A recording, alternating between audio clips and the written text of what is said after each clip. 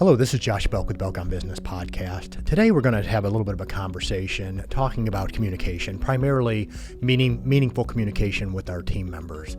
How can we go about having good conversations with our team members, specifically as it relates to their involvement inside the business? And I think there's a lot of mistakes that leaders or business owners can make as it relates to their employees, how they communicate with them.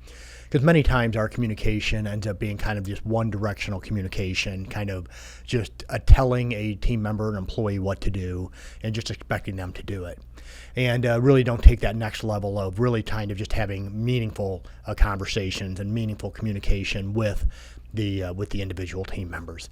And so today I'm just going to point out a few things. Of course, this could be a very extensive list, but just pointing out about it in 6 or 7, just different ideas that maybe you can implement. I know there's some of these areas I'm working on, some of these areas I don't do well, some of the areas I do a little bit better in than others. And you can probably, if you look inward and kind of evaluate where you're at, probably will come up with the same conclusion.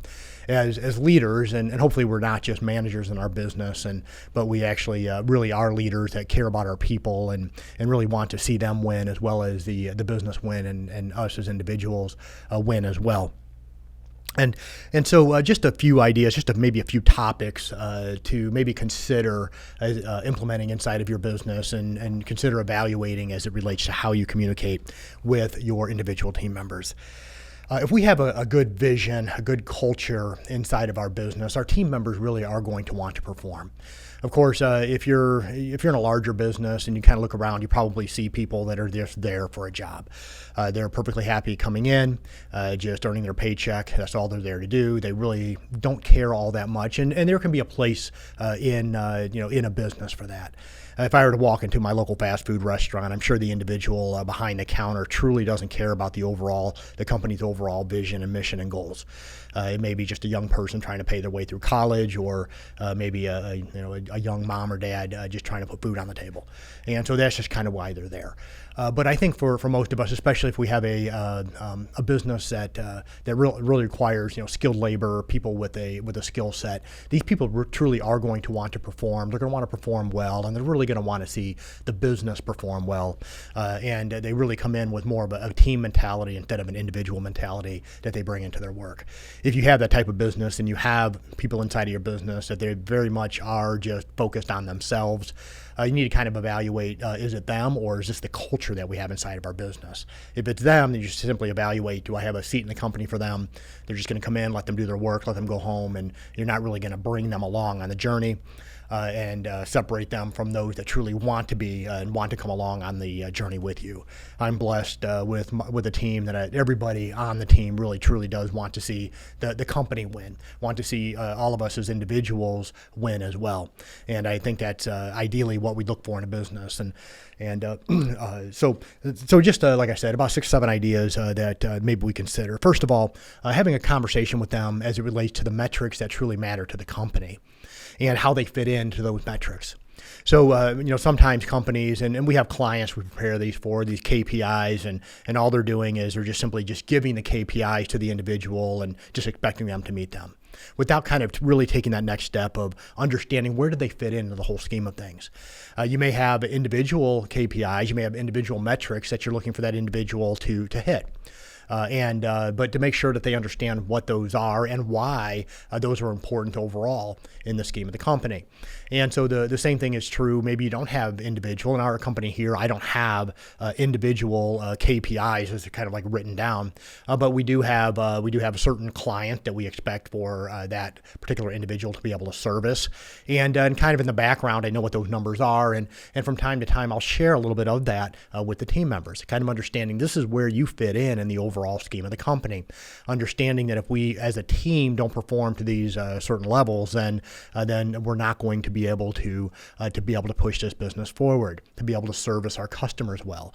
And then kind of boiling that down to where does each person fit? Because you are going to have individuals in the company that are kind of really those that are really kind of driving the profit. They're the ones that are going to be kind of the face to your clients, the ones that they go to. Maybe they're even helping bring in those clients in, those customers customers in, and then you have those that kind of just help that person and service them.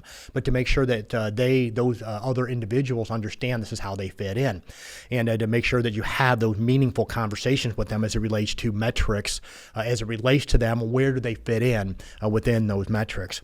Secondly, what goals does that individual have that you could help them achieve? And I'm going to focus this a little bit more professionally, although I think that if you have a good understanding of where they're wanting to go individually, maybe outside of the business, and sometimes, we can step in as business owners and help them with that as well. And maybe that could do a lot more than simply giving them a promotion or a pay raise inside of the business. But to kind of understanding, this is what I'm passionate about. And I'll boil that, go a little bit deeper on that here in just a moment. So what goals do they have that we can help them achieve? And let's first kind of start inside the company.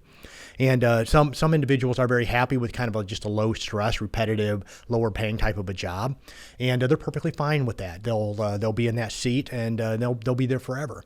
I remember years ago in a company I worked for, there were a couple individuals in the firm. In the company that I worked for, and they truly loved coming in, and all they did is simply just organize paperwork and just kind of taking care of moving things around. It was something they had done for decades, and it was something that they're just going to retire very, very content with that particular job. They weren't looking to manage anyone. They weren't looking to really go out there and make a whole ton more money. They were just perfectly content with where they're at. They were tremendous employees and just people that every business would love to have.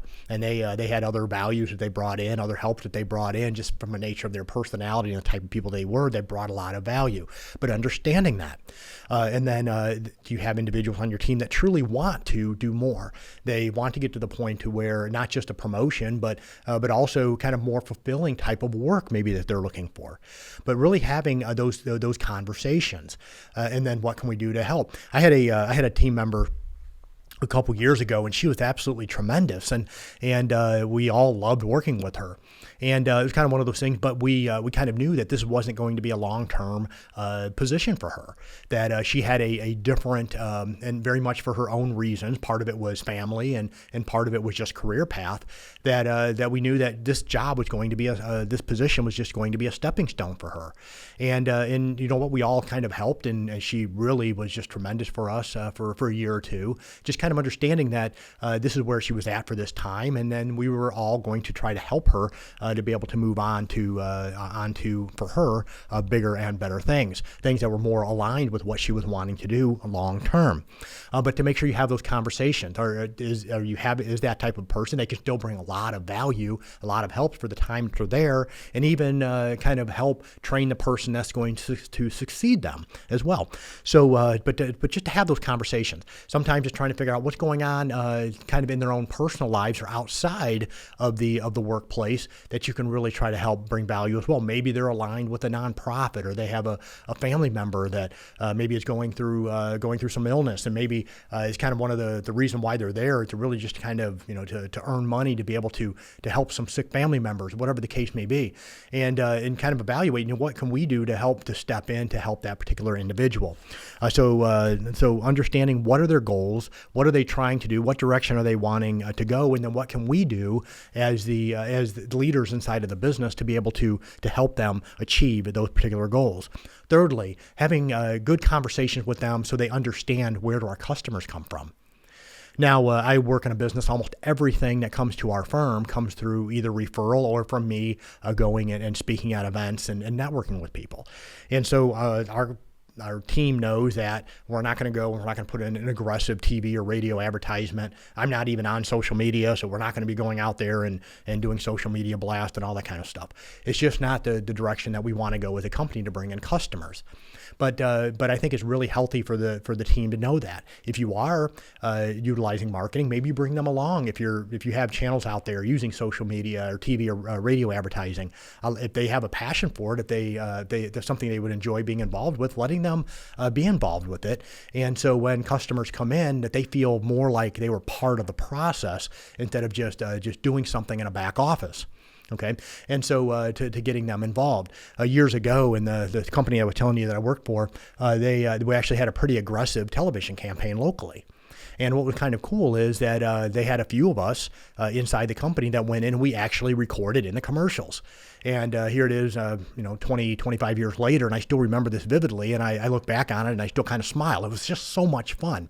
And of course I was, I was the one of the accountants on the team and all that, but just kind of pull us in and just allow for us to be involved. And it was so much fun, and it really helped the culture. But that all stemmed from understanding how did we go about getting our customers, and then allowing for that individual, if they wanted to get involved, to be a part of the process of finding customers, acquiring customers, and bringing them in. And to have a conversation with them, understanding also what is the lifetime value of the customer, so that they understand that, if they mess up with the service or with the product, whatever the case may be, and they lose that customer, this is the amount of money that it's going to cost the firm or cost the company. I'm sorry, I'm using the word firm because I work for an accounting firm, but own an accounting firm, but for the company, what is the impact that it's going to have to the company? And this is going to boil down to a few years ago, went on a family vacation and we went to the Ford plant up in Michigan. Now I'm not a Ford guy at all, but it was a tremendous, just fascinating from a business perspective experience. And it just seemed really obvious to me as we kind of toured the plant that each of those individuals, even on the assembly line, kind of just really truly understood where they fit in. And it just seemed like just watching them work, and we were kind of there, we were actually above, kind of walking up, kind of walking above them, looking down onto the assembly lines, and it's just, you kind of just saw in their faces and the way they worked that most of those people truly cared and understood where they kind of fit in the entire scheme of things. The area was clean, and they just really just kind of valued those things that were important. And you could see that they understood that, what they messed up in the assembly line, it was going to impact everyone around them. And then ultimately it was could possibly end up delivering a bad product or faulty product to the customer on the back end. So understanding how do we get our customers, and then where do they fit in once again in the process, and even taking the next step of how can they be involved. Maybe bring them along with you if you go through and you speak, and that's the way you go about bringing in customers. Just allowing them just to be involved. Next, making sure that you value their time and have communications of such. If you have a team member that's kind of going through something, being compassionate and being flexible in regards to time. But I think most importantly, even more than that, is protecting the time off of the team members. And I'm not the type of person, and I kind of really stand against it, going through and texting or calling people after hours when they're on vacation, something like that. I had a situation yesterday. We had a kind of an audit pop in. The client didn't realize that there was an audit scheduled, and they kind of panicked, and they reached out. They reached out to me. It was on a Sunday. Yesterday was a Sunday. I'm recording this on a Monday, and they shot me a text with the picture, and they were just panicking. And I came back here to the office yesterday afternoon and worked to resolve the issue and to try to calm them down. Well, there was one part of the process that I didn't know how to do, and I it was something I really couldn't figure out. And I was just so tempted to pick up my phone and text one of my team members, and they would have gladly done it, and they would gladly stepped in and helped me on a Sunday. But I said, this is going to kind of violate this, and that is really truly protecting the value of the time that our team members have outside of the office. And I don't want to be that. I don't want to be that person. Now, there may be times where there are emergencies, and honestly, the prior week there was a situation to where I had to call a team member, and it was kind of very much an emergency. But those situations really should be very rare. So protect the time of the team members, and they have the time off. Don't be bothering them. Beyond that, don't make them feel guilty when they come back in the next week in our office, and you may in yours as well. We have a weekly meeting, and it's the first thing on Monday morning every week. And if I were to come into a team meeting and a team member was on vacation and they were taking some time away, and I go through, boy, we could have gotten just so much more done if you'd have been here. You weren't here, and we had all these problems come up, and you weren't here to help. What sort of culture does that create inside of your company? Set up those boundaries and make sure that they, when they come back in from time away, that you celebrate whatever it is that you allow for them. Where'd you go? If they want to show pictures, and just allow for them to just talk a little bit about it. Because for most people, what they do away from the office is more important than what they do inside the office. It's those of us that are owners that we take the most value of what goes on inside of the office, inside of our businesses. It's our baby. baby. It's our passion. It's not always necessarily theirs. They may have a passion for it. They may have a passion for the work, and they may have a passion to a company, not to the same level that we do. For most of them, they look forward to that time, and so celebrate that with them. Next, number 5, educate instead of tell. Allow for feedback, and don't create unhealthy competition in roles that would create discouragement instead of motivation. So what I mean by this is really to take the time to not just tell people what they're doing wrong, not just to even tell people how to do it right, okay, but to truly educate them, get them involved in the process. And you hopefully inside of your business, you have time for team training, allow for collaboration, doing those types of things, but truly going beyond that, understanding the individual's personality and how do they go about receiving information. Don't create unhealthy competition inside of your business. You may have a sales team, and for salespeople, they strive on that competition.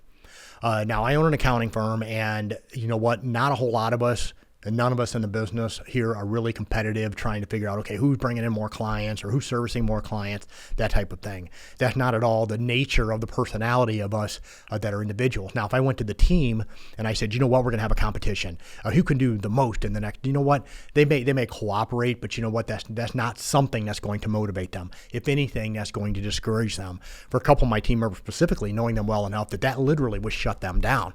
Okay, so to make sure that you're not creating unhealthy competition inside of your business that would create discouragement, but really to try and find ways to educate in a way that truly is collaborative.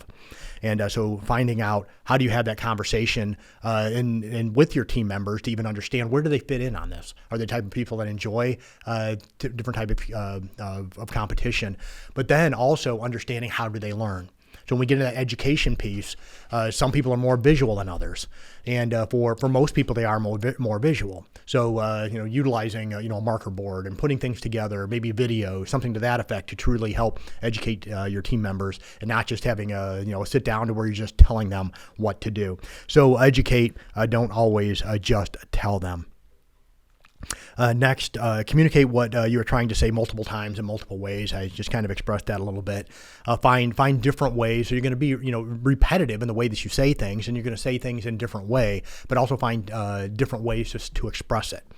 And so that can come through visual beyond just a spoken word. So find different ways to communicate the same message, but in different ways. Sometimes it may even be may require bringing somebody else in from the outside to have something said and shown in a different way that maybe we as the owner or the manager that's doing the training, maybe in a way that they can't express it. Or sometimes when you hear the same thing, kind of over and over again, maybe even in different ways from the same person, it doesn't resonate. So to bring somebody else in, you think about, if you're a parent with your children, we can tell our children the same thing 100 times and this doesn't seem like they're listening. You can have somebody else come in, say the same exact thing almost in the same way, and boom, all of a sudden it just, they just catch it. So once again, maybe bringing somebody in from time to time to help in that communication process to where they can learn. And lastly, number 7, have impact moments with your team instead of using surveys or lengthy meetings to get feedback. And I think this is really one way where you can find out if there is alignment with the individual with the company. So to go to them, and if they so choose, they want to get involved, allow for them, what are some ways that you made impact in the lives of our customers? And to allow for those ones, hey, you know what? I had a client, they contacted me about this, and I did this, and the client was extremely pleased. And then we can learn, maybe we learn from that. Oh, this is how they handled it, and boy, this really we see the joy that it brought to the individual to be able to solve the client's problem, to solve the customer's problem, and we can learn from those experiences. And so, instead of just always just teaching, here are our core values, this is how we go about creating alignment, but to actually to allow for on the communication side to have those moments of impact where there can be this is how we as a firm impacted the life of a business, for example. But here, the individual, this is how this individual is involved. So they can share that particular victory and the way they made an impact, the way they helped, the way they solved a problem, and we can all learn from that, and allows for all of us to celebrate in that win, and that person also to feel motivated. But also as a business owner, when we listen into it, we can listen into those conversations. We can really pick up on, here's some areas maybe that we need to improve inside the business. Here's some areas I need to improve as a leader, and maybe there needs to be more of a clarity that can come from it as it relates to our core values and how we interact with our clients. Once again, 7 different ways, different areas, different topics that we can consider as it relates to having meaningful communication conversations with our team members. Once again, this is Josh Belk with the Belk on Business podcast. If you haven't subscribed, please consider subscribing. Have a wonderful day.